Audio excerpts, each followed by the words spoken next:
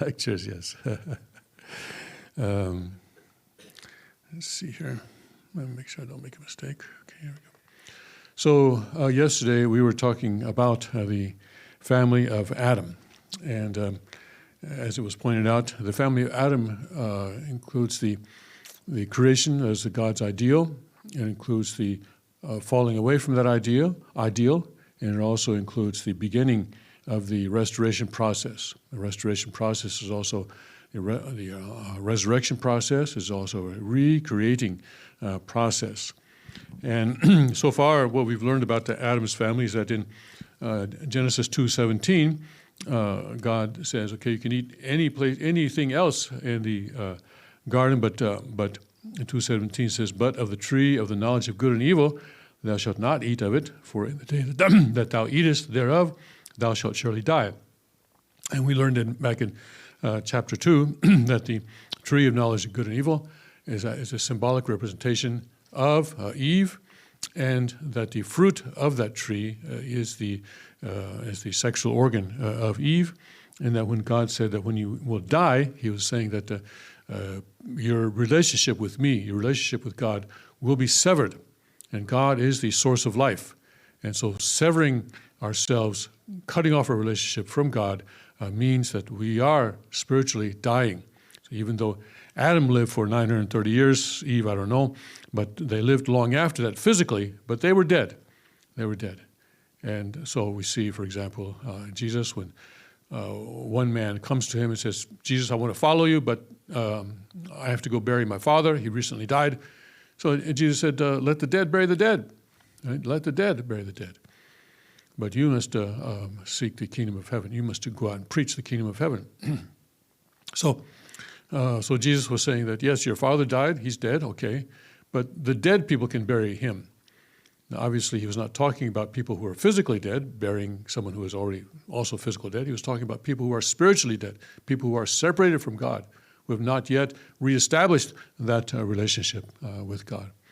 So the idea of life and death in the Holy Scriptures is often very different from the definition of death that medical personnel often deal with.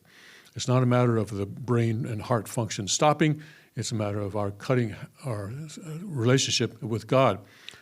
So until people are reborn through the true parents, they are dead.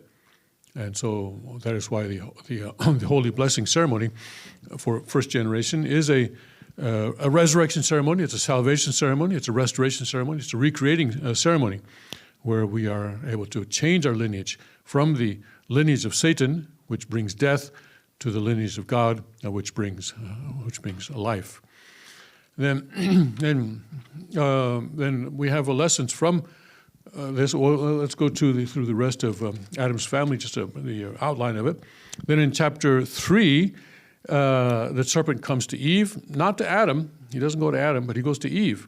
Isn't that interesting? He goes to Eve and says, so what did God say? He said that you could have anything to eat? Yeah, Eve said, yeah, he did. But he said that there's one thing, the fruit of the tree of knowledge of good and evil, he says we're not supposed to eat, and or else we will die. And so the serpent lies to her, says, no, you're not going to die. Come on, be real, right?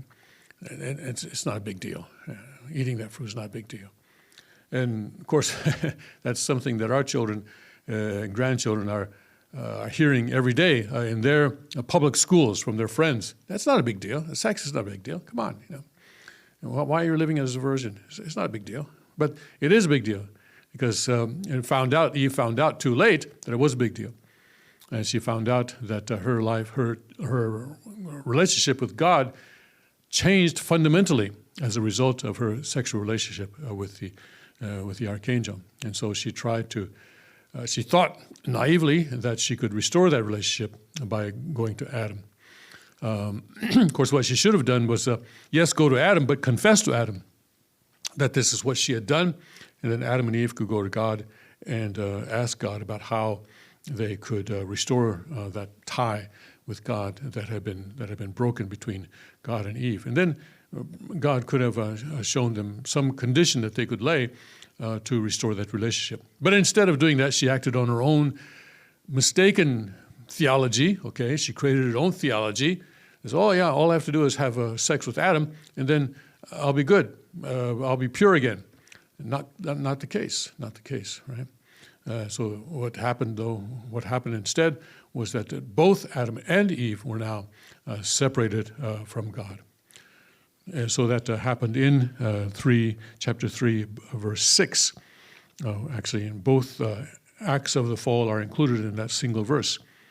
And then in 7, the eyes of them both were opened, and they knew that they were naked, and they sewed fig leaves together and made themselves aprons. Then in 8, God begins the process of resurrection, salvation, restoration, recreation. And they heard the voice of the Lord walking in the garden in the cool of the day, and Adam and his wife hid themselves from the presence of the Lord God amongst the trees of the garden. So God was looking for them immediately after the fall had occurred. Not by coincidence. He knew what had happened, but he wanted to give Adam and Eve an opportunity to begin the process of taking responsibility and of reestablishing this give and receive relationship. Unfortunately, they both refused to take responsibility, and then so the process of restoration could not begin with Adam and Eve. Instead, it had to begin now with Cain and Abel. And so God had both boys or children of Adam and Eve make offerings, and God accepted Abel's offering, but not Cain's. But then he also went to Cain and said, "Well, watch out, be careful, because if you do well, you'll be accepted." So don't. And he said, "Why are you wroth? Why are you angry? Why are you angry? Don't you know that you can be accepted? There's no reason for you to be angry. No reason for you to be angry. It's just a matter of process. You have to go through Abel."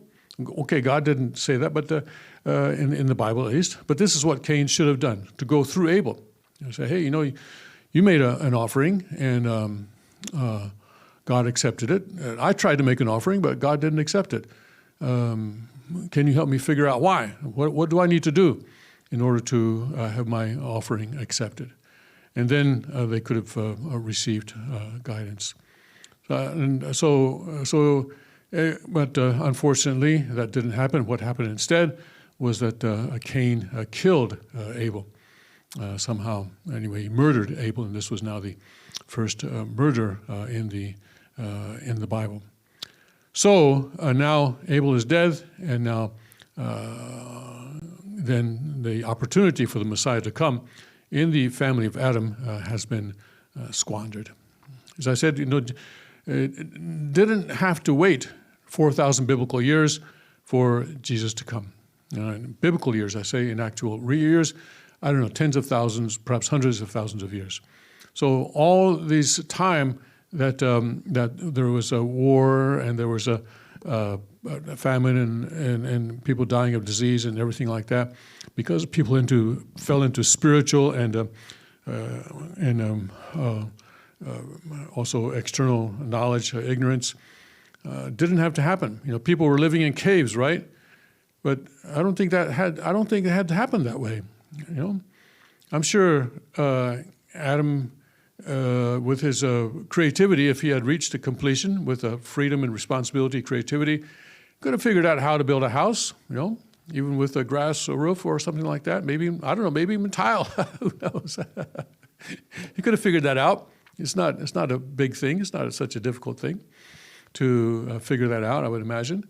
If someone has that freedom and responsibility and God's creativity, to use the elements of the earth that God has provided in order to provide a reasonably comfortable life for his family, for his children, and so forth. But the human history took a very different direction as a result of the fall. So instead of multiplying children of goodness, and tribe of goodness, nation of goodness, world of goodness, they actually multiplied children of evil and a tribe of evil. And that means that the self-centered, struggling within themselves and with each other, and killing each other, and just seeking their own interest at the sacrifice of others, exploiting others. This kind of society is what developed as a result of Adam and Eve falling and taking on the aspects of Satan's nature. Very, very unfortunate that we've had to go through this process now for 6,000 now biblical years, and in actual years, I don't know how many, hundreds of thousands of years. So that's what happened in Adam's family. There was a chance for salvation to happen there, for Messiah to come to Adam's family, but that chance was squandered. It didn't happen. So let's look at the lessons that we learned. We looked at this slide a bit yesterday, but let's look at it a little more carefully today. So first of all, in the lessons that we can learn from Adam's family, we first have lessons about the principle, God's predestination, and attitude toward the accomplishment of his will is that God does not interfere with the human portion of responsibility. And we talked about why God could not intervene in the fall of Adam and Eve. We learned that this was because by intervening, he would have destroyed the human portion of responsibility. And it's this human portion of responsibility, or the accomplishment thereof, that allows us to qualify as lords of creation, allows us to be qualified as God's children and as God's perfect objects of love. So if he were to interfere and take away that responsibility, then we would be no better than the animals or the angels. And God wanted something more than the angels. He wanted something more than the angels. The angels do not create themselves, but the human beings do. And so, and we do that because we have both a spirit self and a physical self. And we grow and we create our character, that is to say our spiritual self, through the interaction between the spirit self and the physical self.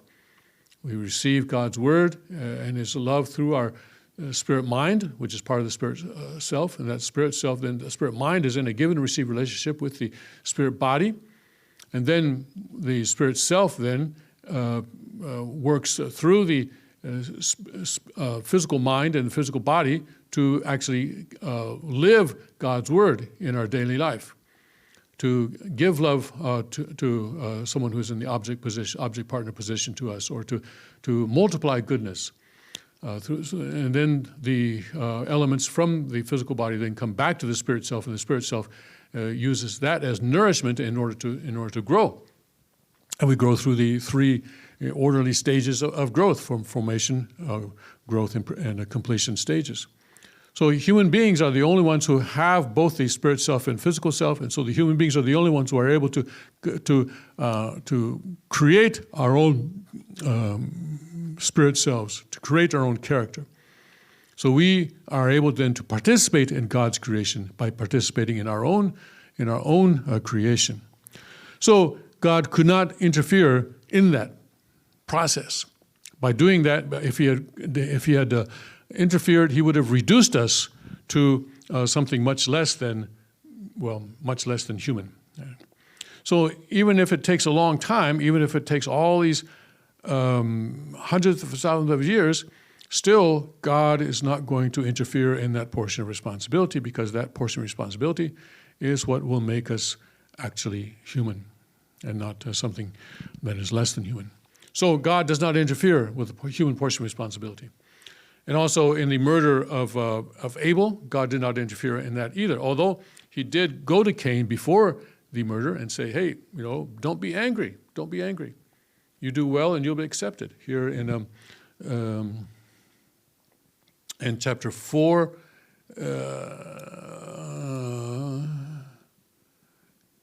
in chapter 4, verse 7, if thou doest well, shalt thou not be accepted? This Elizabethan English is a little bit difficult, but if thou doest well, shalt thou not be accepted?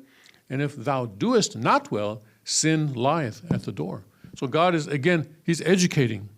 He's educating. All right? He's not a dictator, he's an educator.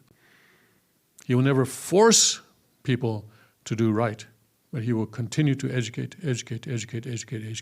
Just like with Adam and Eve, he also educated. Don't eat, because if you eat, then you will die. So he gave them the choices that they had.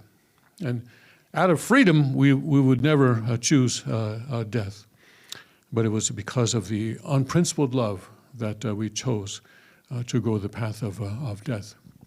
So God's predestination regarding his will is absolute. Because God is now, even after the fall of Adam and Eve, God didn't just say, okay, well, that experiment failed. I guess I better try something else. No, I'm going to succeed in this. This is going to work. This is going to work, and because his will is absolute. And so God carried out a new providence to establish Seth in the place of Abel.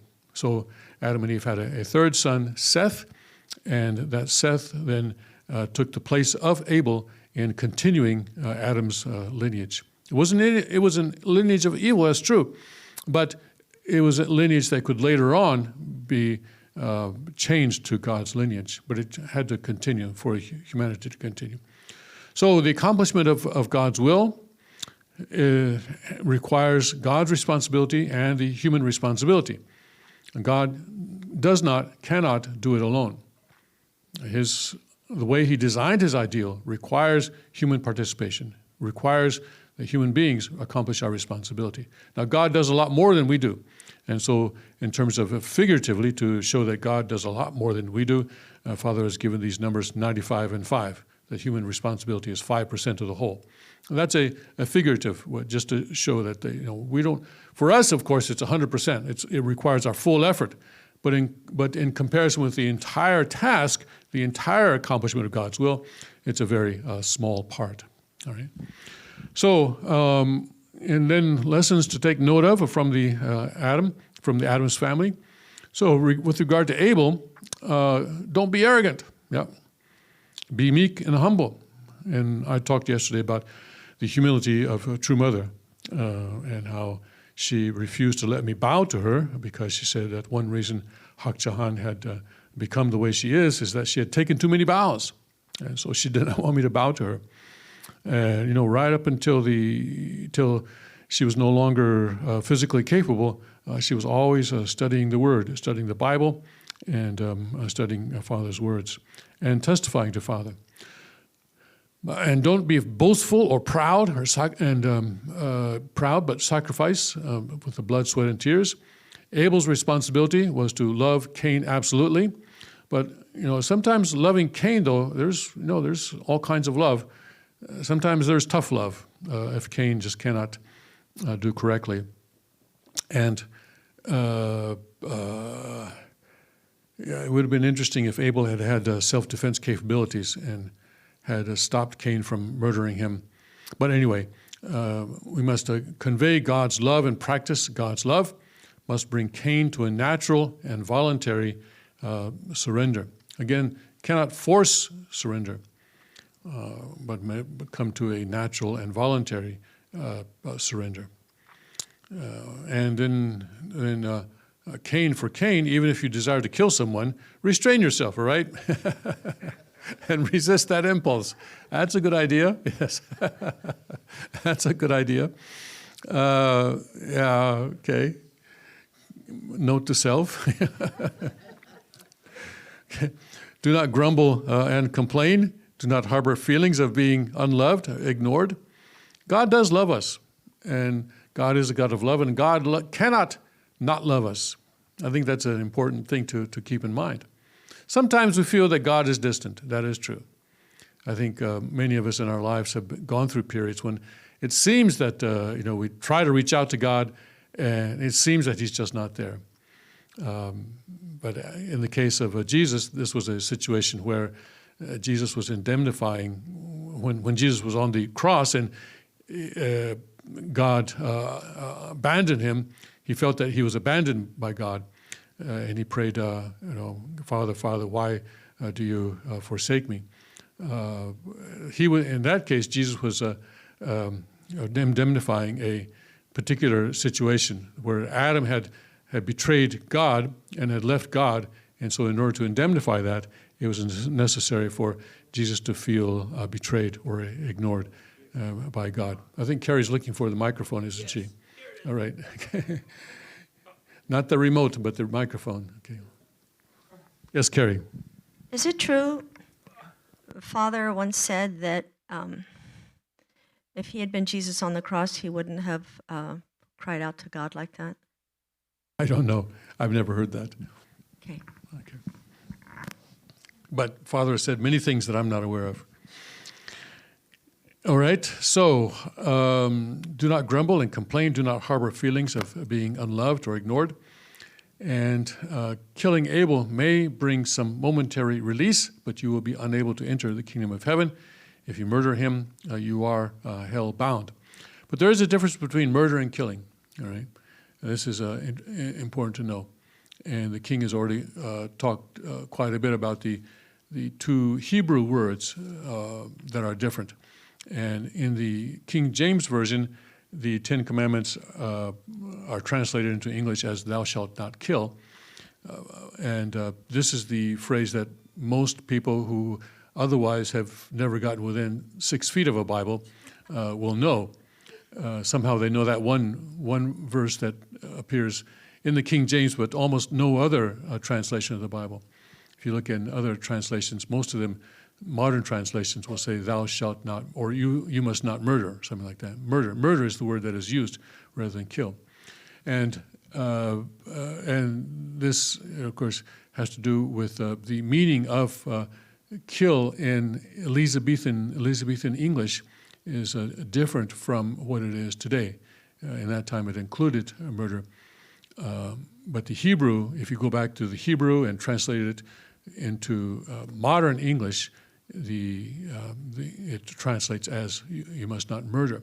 And murder is different from kill, because murder, we don't say I murdered the fly, or I killed the fly. I didn't murder the fly, right?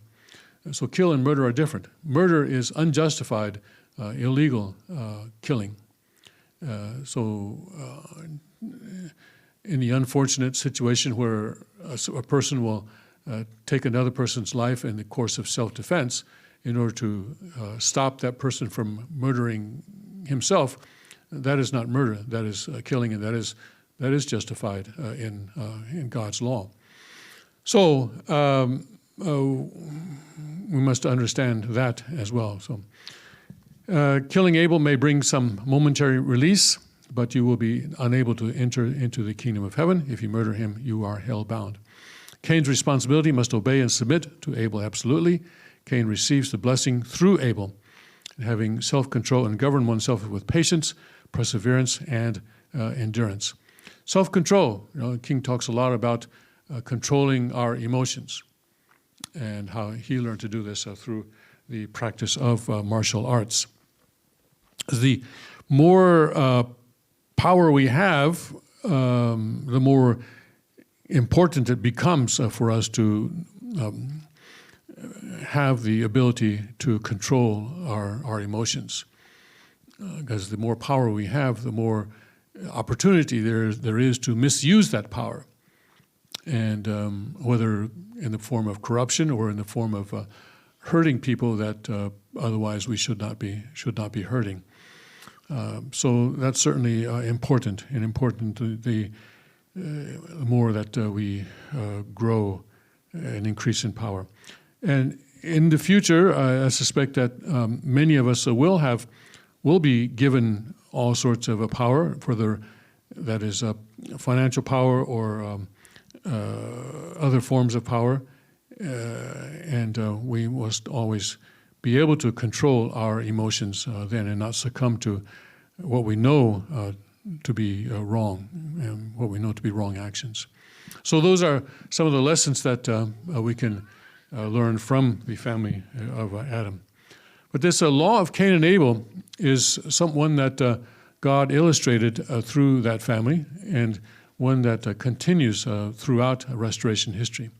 So I have a question. Yes. Yeah. Mm-hmm. So the Cain and Abel, there's a how to say. So each person can be the Abel position and Cain position. So each person should know that two types aspects and then manage it. Yes, thank you. No. Exactly. Thank you for pointing that out, yes. Depending on our situation, yes, sometimes we're in an Abel position, sometimes we're in a Cain position. Just like sometimes we're in a subject partner position, and sometimes we're in an object partner position, depending on our situation. So yeah, we need to know. both of these lessons. No one is Abel in every situation. No one is Cain in every situation. And so we will look at that law of Cain and Abel, which applies to restoration history throughout the history of humanity up until now. So Abel, well, the person who is in the relative Abel position is representing Adam, and that person's primary responsibility is to be absolutely one with God's love. Because someone has to have this vertical relationship with God, right? And God works through a point. God works through a point. And he of course relates to everyone individually. But there is a specific point through which he works. If it's in a family, or if it's within the human body, it's the mind. Within the family, it'll be the father. Within the nation, it'll be whoever is, it'll be someone. It may be the president, or it may be, today it's not the president. It's the former president. But anyway, there is a point through which God works. And then Abel must become absolutely one with God's love. And Abel must love Cain with the love he receives from God and his own love. And the second king is Abel in relation to the rest of humanity, by the way. So not just America.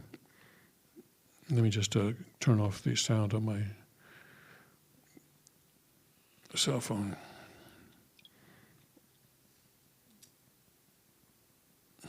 Okay. So Abel must love Cain with the love he receives from God, plus his own love. So actually Cain's getting a pretty good deal, right? Abel receives God's love, then he adds his own love to that and loves Cain with the loves he receives from God, plus his own love. And Abel is Cain's passageway to the kingdom of heaven. Only God can intervene with Abel, and Abel should pray. So,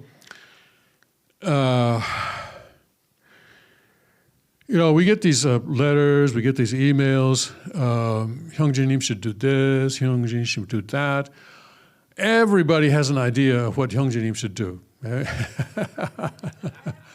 It's amazing how many smart people there are in the world.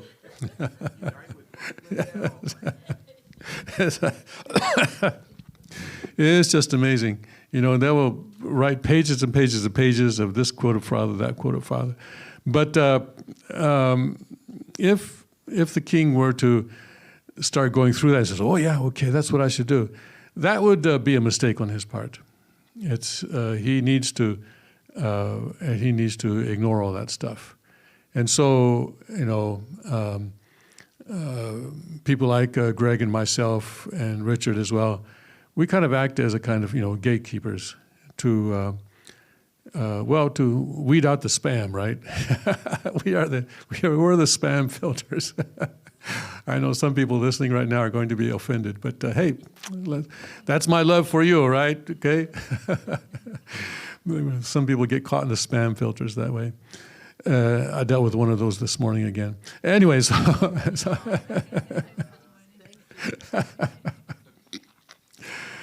so Abel, is relating to God. He's not relating to, people out here or around the same. His responsibility is to relate with God, and only God can intervene with Abel. Okay, and then Cain must become absolutely one with Abel, and Cain must avoid feeling a lack of love or indulging in feeling unloved and uncared for. And Cain goes before God via Abel, goes to the kingdom of heaven by way of Abel. And he must learn the life of loving God and loving others and living for others through Abel. And then so the conclusion is, I myself am sometimes Abel and sometimes Cain. Accordingly, I must to clearly understand the law of Cain and Abel and practice it in my life. So this is but we've seen this kind of illustration. Oh, I'm here not seeing my pointer. Okay. We've seen this type of diagram before, when we had God and we had the husband here and the wife, or the subject partner here and the object partner here, right? And so this is an illustration of how God in the course of restoration, does not create a new principle. He's simply applying an old principle to the current situation. Yes, Carrie. Would you say that this diagram could be compared to the dynamic model? I don't know if you've had a chance to see the recent series of lectures that we developed, but we have in each of the four-position foundations, we have, for instance, like God, mind, body, and the first blessing. We have the traditional diagram, and then we have God, mind, and then the body is revolving around the mind. So would you say that's two ways of expressing the same reality? Actually, that's not necessary because Father already has that kind of diagram in his pencil, and it's in the OSDP already. Just that I think maybe anyway, I won't say anything other than that, but it's in the OSDP already. Right. So I don't know why people create something and think it's new. It's already in the OSDP. It's just like this. It's just like this, right? Right, but it's not in the red part of the exposition. It's not in any. It's not in any. Exposition doesn't have any diagrams. Well, the red part, which was created at the same time as the red part. The series of it's a manual which contains the diagrams that accompany the exposition. I'm not familiar with what you mean by that. Red part? Well, in the red part of the exposition, the part that was in red. In red, a manual was made of the red part. Okay, so and a series of diagrams were created that were not. I don't know who created it. I don't know who may have. It was under Mrs. Yu. It was under Mrs. Yu. I got it in Chungkyung. Okay. But I guess did Father know about this? I guess that's what I want to know. Of course. Of course. Yeah. Trust me. Don't say of course. Yes. No, I mean there's Mrs. Yu back in 2000 was working directly under Father. It's part of the. Okay. I know that she got Father's approval for the different colors. She told me that, and I know that all that she did with the. Principle with the 원리강론 was that she added colors. She didn't take out anything. She didn't add anything. She did not take out any diagrams from the 원리강론 because the 원리강론, the Korean of the exposition, does not have any diagrams except for the parallels of history. Yeah. Anyway, my point is this is a wonderful diagram, and we're now including this style in the lectures that we're giving. And it's already been in the OSDP. And if you look at this is actually exactly, we've already had this in chapter 1. We already had this in chapter 1 with God, wonderful. Subject and object. Then the lectures that we're giving are reflecting OSDP. Well, I hope so. I hope that you got it from OSDP. Anyway, I'll let you worry about that. Okay? So then Abel has a vertical relationship with God, and then because God works through a central point, and then Cain then is the horizontal expansion of that point, as we discussed in chapter 1, right? It's talking about the subject and object relationship with God. Okay. And it's the attitude that leads to the kingdom of heaven. Abel should think about Cain's 심정, okay, and feelings as much as possible. That is to love Cain. 심정, remember, is the what is 심정? Irrepressible desire to love and receive love. Okay, we're getting close. Okay, an irrepressible impulse to give love or invest love to an object partner so as to receive love and joy. Yeah. I think that's a pretty important definition to remember. That and the definition of sin is probably also an important one for us to try to remember. Good people should walk the path of sacrifice in order to rescue evil people. Evil people meaning, people who are cut off from God, people who are under Satan's dominion. Okay? Evil people is not necessarily, a serial killer or something like that. People who are cut off from God and distant from God. Cain enters the kingdom of heaven through Abel. Cain must serve. And let's take out that R there. Do you see that? Do you see that? Where I'm pointing to? I will be your server today. No, Cain must serve his reciprocal. Sever, I'm sorry, that's right. I was looking at the R in the wrong place. Sever, all right, thank you, Heavenly Father. Sever his reciprocal connection with Satan. That is, separate from Satan. Cain must sever his connection with Satan. If Cain wishes to believe in God and goes towards God, he must sever his relationship with Satan. And Abel then is the root, and Cain is like the soil. So the root goes down, but then the soil is around that provides the nourishment for the root to grow as well. And the fifth lesson, everything is decided in an instant. Treat each other as precious, and the relationship between each instant and our entire life. So it was it's interesting that both the spiritual fall and the physical fall are contained in one verse in the Bible, Genesis 3:6. It just happened like that. And then that changed the course of all of history up until this time. And also with the Cain killing Abel as well, it was an instant where that happened. Yeah. And Cain talked with Abel, his brother, and it came to pass when they were in the field that Cain rose up against Abel, and his brother, and slew him. Okay, down in 4:8, chapter 4, verse 8. Yes. So these things happen in an instant. Of course, there's something. There's a lot of stuff that's leading up to that. That's true, but the actual act can happen just in an instant. So we need to identify what's building up, or what's building up within ourselves, and make sure that we're headed in a right direction. Okay. Yes. All right. So Adam's family didn't work out. There was an opportunity for the Savior to come in Adam's family. God gave that opportunity, but the opportunity was squandered. And there were fail-safe mechanisms. Even if Eve fell, Adam, if he had maintained his portion of responsibility, it could have worked out. Even if both fell, still God had a way of using Abel to bring about the restoration there. But Cain killed Abel, and so that opportunity was also squandered. So what to do now? So then God, next opportunity comes through the family of Noah. All right, and so here then we go to chapter 6 in Genesis now.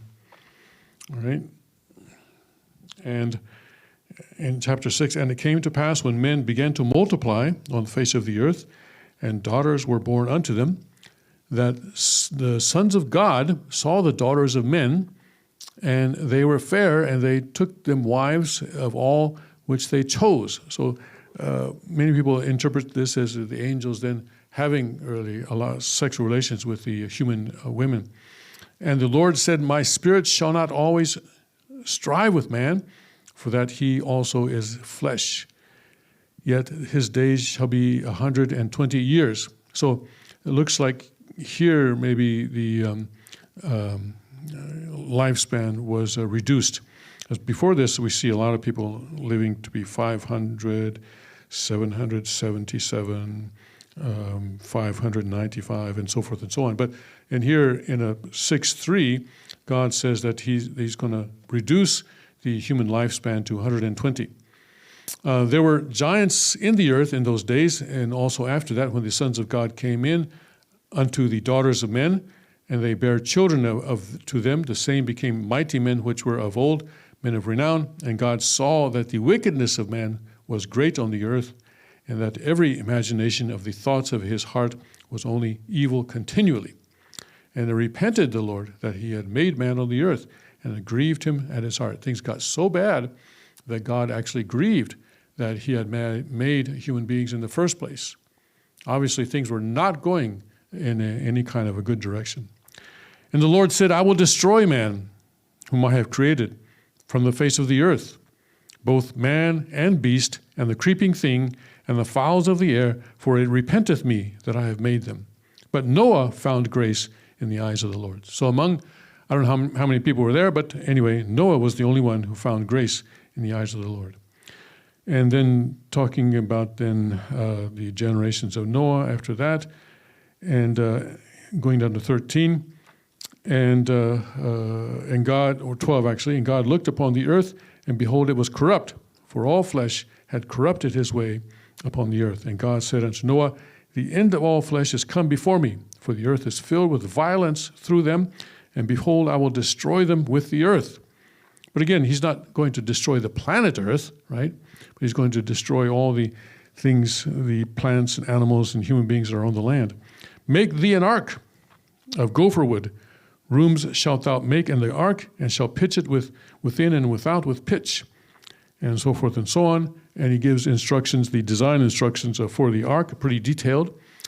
And behold, I, even I, do bring a flood of waters upon the earth to destroy all flesh, wherein is the breath of life from under heaven, and everything that is in the earth shall die. But with thee I will establish my covenant. I'll make my promise. I'll make my promise with you, right? And my contract with you. Thou shalt come into the ark, thou and thy sons and thy wife, and thy sons' wives with thee. So Noah and his wife had 3 sons. So it was Noah, his 3 sons makes 4, and then the 4 wives makes 8. So God then was going to depopulate the world down to just 8 people, he says here, and so forth, and 2 by 2 and all that, and go into the ark and so forth. And so Noah does that. And chapter 7, verse 5, and Noah did according unto all that the Lord commanded him. Okay. And, it took him 120 years, but I see that, and Noah was 600 years old when the flood of waters was upon the earth. So he was also quite ripe in age, right? Okay. And so they go into the ark. And, of course, it rains for 40 days and 40 nights. And the ark is floating, and everybody else dies. They all drown, and so forth. And then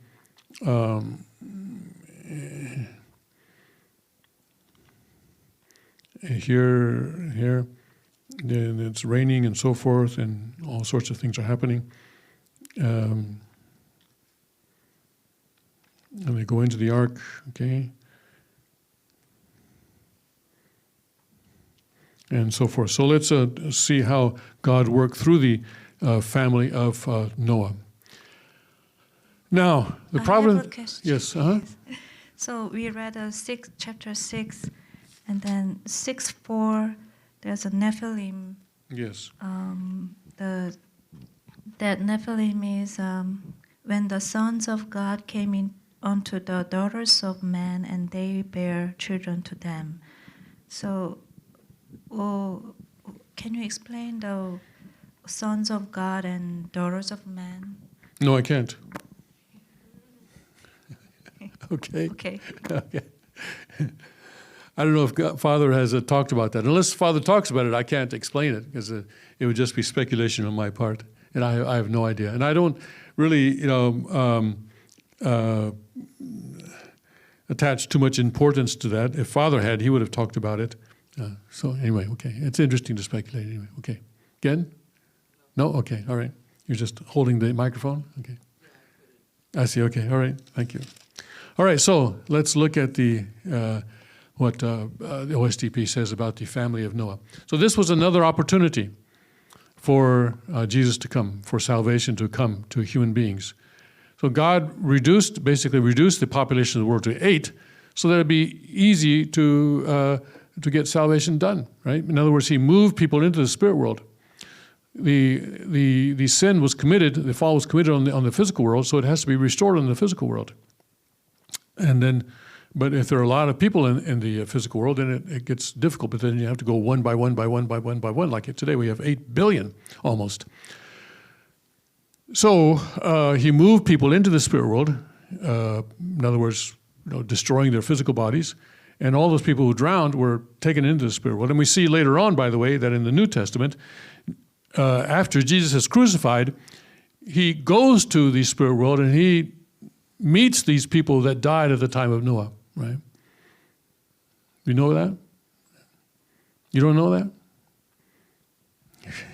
Where is that? Is that in Jude, I think?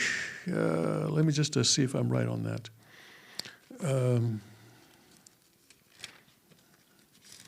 the New Testament, let's see. I'm sorry, can you repeat the last sentence? What I just said? Oh, hold on a second. Thank you. Yeah, because after Jesus is crucified, okay, remember he has 3 days? And it says, and I can't quite put my finger on it now, but where he actually goes into the spirit world and actually preaches or talks or meets the people who were died at the time of Noah. These people, yeah. It's not in Jude, I guess, or is it? No, apparently it's not in Jude. But anyway, and I can't. I'll look for it during the break. But I know it's there. Okay. All right. Or maybe someone else. Well, no. Don't be looking for that now. You got to be listening to what I say. Okay. But I promise I'll look for it. Okay. The providence of restoration centering on Adam's family could not be accomplished due to Cain's murder of Abel. Nevertheless, because God had predestined his will to perfect and fulfill the purpose of creation as an unchangeable and absolute will, God established Seth in Abel's place. Okay, so he's the third brother. Based on the foundation of the loyal heart of Abel had demonstrated toward heaven in Genesis 4:25, accordingly God chose Noah's family. So Noah is a descendant of Adam through Seth. Okay, 4:25 being, and Adam knew his wife again, and she bare a son, and she called his name Seth, for God said, she hath appointed me another seed instead of Abel, whom Cain slew. So in Genesis it says that Seth was born to replace Abel. Okay. So according to God, chose Noah's family from among Seth's descendants to substitute for Adam's family, and then carried out a new dispensation of providence for restoration. As recorded in the scripture, Genesis 6:13, and God said to Noah, I have determined to make an end of all flesh, for the earth is filled with violence through them. Behold, I will destroy them with the earth. God carried out the flood judgment. Considering this, we can understand that the days of Noah were also a period of the last days. So this was a time when God then was destroying Satan's world and keeping just Noah, because Noah was the only person in the world at that time that was righteous. So then, again, there has to be a foundation for the Messiah. And so this foundation has to be created within the family of Noah. So here we go again, okay? Fallen human beings must be restored to the state in which they were originally created. In other words, without original sin, without a need for salvation, without need for prayer, without need for church. Okay? For this to happen, they must establish a relationship with the Messiah. To establish a relationship with the Messiah, human beings must first establish the foundation for the Messiah. If there's no foundation for the Messiah, the fallen people will kill the Messiah when he comes. Okay? So there's a foundation of faith here in the case of the family of Noah. The central figure is the father of the family. That's the basic principle. Adam could not do it because reasons we already discussed, so Abel acted in his place. But in the case of Noah's family, Noah did act as the central figure in the foundation of faith.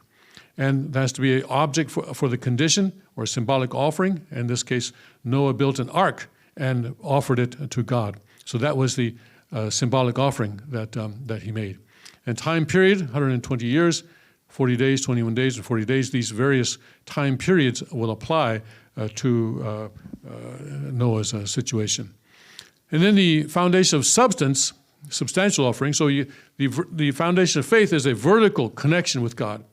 The foundation of substance then is established in the relationship between Abel and Cain, where Cain must what? LMOG, must love Abel from God's position, must establish Abel as his mediator, must obey Abel, and must multiply goodness through Abel. So here the central figure is the second son, and in this case, the second son was a guy by the name of Ham. And then the condition for the indemnity condition to remove fallen nature is this LMOG. So Cain and the Ham being in the Cain position. Shem being in the Cain position, and Ham being in the Abel position. So Ham is the central figure, so he's in the Abel position. And so Shem, who is in the Cain position, and who is the older brother, must LMLG with in respect in his relationship with Ham. Okay, so we'll see what actually happened. Well, with the foundation of faith, central figure Noah, the first father of faith, 10 generations. So there were 10 generations after Adam that passed before Noah could appear. And he was a righteous man and a descendant of Seth. And the object of condition was the ark, a symbol of the new heaven and earth. So when the family of Noah went in there, this was a new heaven and earth, because the old earth, heaven and earth would be the spirit world and the physical world. They had become very, very evil. So much evil there so evil that God actually repented that he had ever made human beings in the first place. But this ark, within the ark, that was like the kingdom of heaven, because God was there and centering on Noah. Time period, 120 years, 40 days, 21 days and 40 days. We'll see this. So Noah then, within the ark, was in the position of God, all right? He wasn't God, but he was in that position. He was representing God within the ark. And the ark was representing a new cosmos, in other words, the new spirit world and physical world. And God instructed that he make 3 decks. He specifically said this ark should have 3 decks. That makes sense because God established the growing period with 3 stages of growth. There were 8 members of Noah's family, and these represented the 8 members of Adam's family. There's Adam, Eve, the 3 sons and their wives. So 8 members of Adam's family, and they, at that time, in Adam's time, represent all humanity. And the animals, 2 by 2, that were taken into the ark, they represented the natural world, that is the nature that God had created. And there was then a 40-day flood judgment, right? Here, it starts raining, and it rains and rains and rains and rains and rains for 40 days. And so in 6:9 they went in 2 and 2 unto Noah into his ark, the male and female, as God had commanded Noah. And in 10, after it came to pass, after 7 days, that the waters of the flood were upon the earth. Okay, and also the fountains of the great deep broken up. So it wasn't just rain from above, but also somehow the underground waters also started coming out, and the windows of heaven were opened. Yeah, so the rain was upon the earth 40 days and 40 nights in chapter 6, verse 12. Okay, 40 days and 40 nights. It just kept raining, and the water was coming up out of the earth, and it was incredible. And in the same day entered Noah, Shem and Ham and Japheth. Japheth was the 3rd son. Shem was the 1st son, Ham the 2nd son, Japheth the 3rd son. So the sons of Noah and Noah's wife, and the 3 wives of his sons with him into the ark. They and every beast after his kind, and all the cattle after their kind, and every creeping thing that creepeth upon the earth after his kind, and every fowl after his kind, every bird of every sort. Now, remember that this is the symbolic period of the providence. And I've seen that some people will say, well, listen, if the ark really were according to what the Bible says, then it would have had to have been much bigger, or something like that. Because there are specific measurements here, and people will say, well, it had to be a lot bigger. Maybe it was, I don't know. But we are dealing here with a way in which God is trying to get salvation started again. And that's the important part of this story. And here they went in male and female, and God had commanded, and the Lord shut him in. And the flood was 40 days upon the earth, and the waters increased and bare up the ark, and it was lift up above the earth. So it floated, okay? And the waters prevailed and were increased greatly upon the earth, and the ark went upon the face of the waters, and so forth. And then 15 cubits upward did the waters prevail, and the mountains were covered, and all the flesh died. They moved upon the earth. And all in whose nostrils was the breath of life. God, when Adam was created, God breathed into his nostrils. So here, all in whose nostrils was breath of life, and all that was in the dry land died. Yeah. So, and the waters prevailed upon the earth 150 days. Okay. So, following the flood judgment, so the significance of the number 40 here, following the flood judgment, in all courses of the providence of restoration through indemnity, the number 40 became necessary as a numerical figure. Am I in the right place here? Yes, I am, okay. As a numerical figure for separating from Satan so that the foundation of faith can be restored. Noah's 40-day flood judgment, 400 years from Noah to Abraham, the 400-year period of Israelite slavery in Egypt, 400-year period of Christian persecution under the Roman Empire, Moses' 40-day fast, 40 days of spying in Canaan, 40 years of wandering in the wilderness by the Israelites, 40-year reigns of King Saul, David, and Solomon, Elijah's 40-day fast, 40-day period of Jesus' resurrection. So this number 40 becomes very important after Noah's flood judgment. And we can see why, because this says we have the four-position foundation, all right, and the four-position foundation goes up through the 9 stages of the growing period, right, because each stage has 3 levels, so 9 levels, I should say. Each stage, the formation, growth, and completion, has 3 levels, which are also formation, growth, and completion. So 9, and then 10 is gets you into the direct dominion. So the 4-position foundation, going up each of those levels, is 40. So that's how this number 40 comes in. And God is a God of numbers. He created the numbers, and he conducts his providence through the numbers. So the 40-day period of flood judgment was the period of chaos, like the period of chaos after the creation of the universe in Genesis 1. So it's not obviously in Genesis 1 there were billions of years, but this is corresponding to that. The earth was without form and void, and darkness was upon the face of the earth. Okay? Tim? So, yes? It says Noah was the first father of faith. I've always heard Abraham referred to as the father of faith, but Noah was... Yeah, Noah was also a father of faith, yes.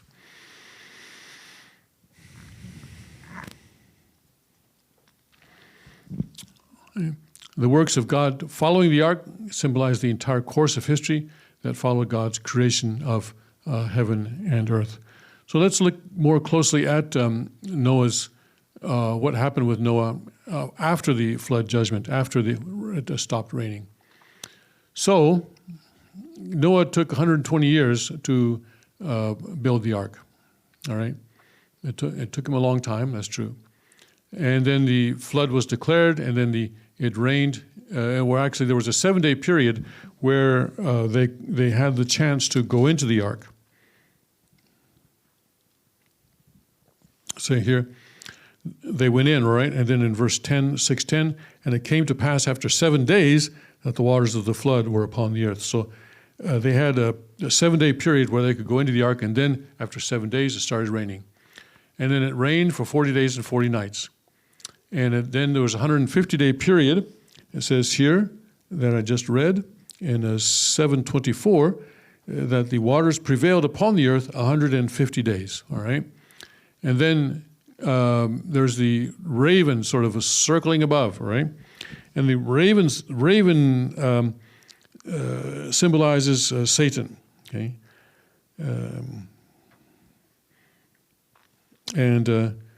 The ark rested in the 7th month, on the 17th day of the month, upon the Mountains of Ararat.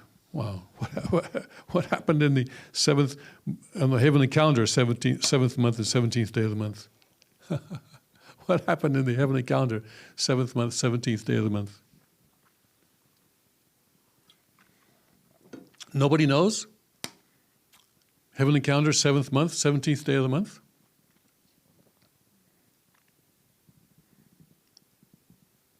Father's cosmic Songhua.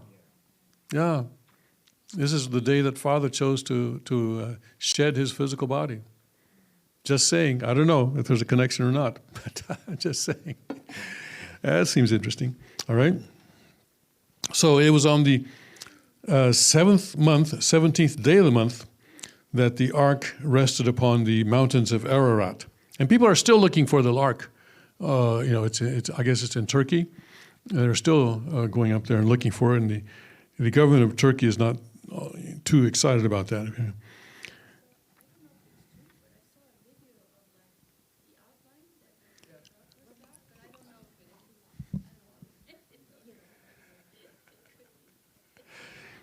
It could be, yes, it could be. Okay. All right, so the waters decreased continually until the 10th month. In the 10th month, on the first day of the month, and what's the 10th month, first day of the month in the heavenly calendar? It's Children's Day, true Children's Day, isn't it? The 7th day, 17th, that's when the ark. So the 7th month, 17th day of the month, is when it basically grounded itself on Ararat. It hit the mountain. It rested, it says, upon the mountains of Ararat. That's in chapter 8, verse 4. And then in verse 5, chapter 8, verse 5, and the waters decreased continually until the 10th month. And 10th month, on the first day of the month, were the tops of the mountains seen. Okay? And it came to pass at the end of 40 days that Noah opened the window of the ark which he had made. So here, this is the 40 days that we're talking about now. Okay? So, corollary, the 10th month and first day, you said in modern times? Children's Day. Okay, thank you. Yes. Okay? Or True Children's Day, yeah. So then 150 days, it was sort of floating around. And then at the end of 150 days, on the 7th month, 17th day, it landed on Mount Ararat. And then Noah, though, waited another 40 days before he opened the window. And on the 40th day, he opened the window at the end of 40 days. And he sent forth a raven, which went forth to and fro until the waters were dried up from off the earth. Okay? So then the raven, but we'll see what the raven represents later. And then come the doves, all right? And also he sent forth a dove from him to see if the waters were abated from off the face of the ground. But the dove found no rest for the sole of her foot, and she returned unto him in the ark. So the first dove goes out, can't find a place to land, and so returns. For the waters were on the face of the whole earth. Then he put forth his hand and took her and pulled her in into the rock. And he stayed yet another 7 days. So he waited 7 more days, right, and sent out another dove. And again sent forth a dove out of the ark. And the dove came in to him in the evening, and lo, in her mouth was an olive leaf plucked off. So Noah knew that the waters were abated from the earth. So now the second dove came back, but it came back with an olive leaf, it says here, or oftentimes we see a picture, symbolizing peace of a dove with an olive branch in its beak. This is where that comes from, symbolizing hope and peace, okay? And he stayed yet another 7 days, so he waited another 7 days and sent out another dove, okay, which returned not again unto him anymore. So the dove never came back this time because it found a place, someplace to live. So there, the dove then did not come back.